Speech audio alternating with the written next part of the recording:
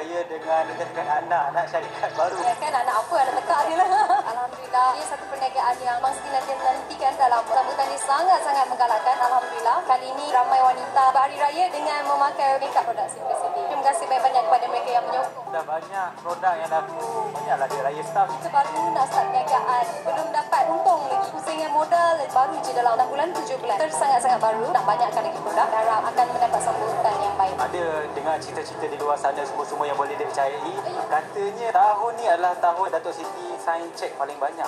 Lebih kurang jumlahnya 6 juta. Betul ke? Siti ke siapa?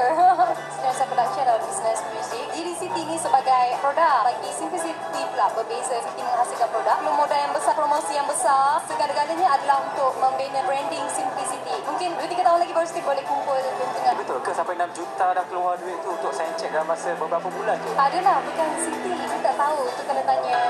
Puas Datuk Siti juga yang sayang kan? Tak ada orang lain.